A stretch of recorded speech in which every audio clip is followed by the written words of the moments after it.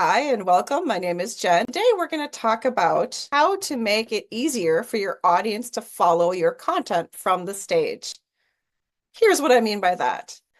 If I give you a roadmap and saying, first we're going to talk about this, then we're going to talk about that, and finally we're going to talk about this, you know several things from the get-go. You know that we're going to talk about three different things, and you know in what order I'm going to discuss those things. This is called a roadmap.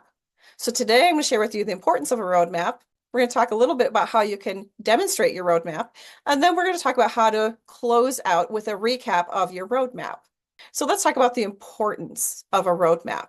Now, some speakers will say that it detracts from your storytelling skills when you give them a roadmap of what to expect during the course of your presentation. I say, if your audience doesn't understand what you're talking about, this is especially for you if you have a really detailed spiritual or esoteric types of topics for your speech, you want to make it easy for your audience to follow along. So if you don't have some written materials that helps them to follow along, your audience will benefit from a roadmap. Even if you have written materials, you will still benefit from a roadmap because it's not just what people see, it's also what people hear. And as a speaker, you need to focus more on what people are hearing from you. Speaking is just supplementary to that. So the importance of a roadmap is the audience knows, okay, this is what she talked about, this is what she went further into, and this is what I understand to do next.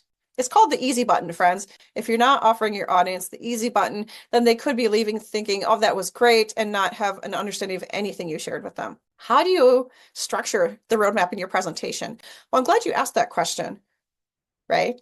Because I have a template called the signature speech template that will walk you through the elements of a presentation at a high level so you can know exactly where to include your roadmap and when to get back to the points of your main topic. If that is something that you already do well, awesome. Get to your next stage. If it's something that you're struggling with or you need some support with, download that free resource below this video. How do you take that roadmap and turn it into a recap at the end of your presentation? So one of the most important real estate of your speech is going to be your finale or your closing. This is also a restating or a recap of your roadmap. As if you've gone through a 45-minute, 60-minute presentation, some of this content is new to your audience and they might feel a little bit overwhelmed. This serves as a point of contact to say, this is what we just discussed. And then if you're engaging your audience, you are engaging your audience, right? Making sure you're checking in with them to see what really landed for them so that you can deliver an even better experience for your next audience.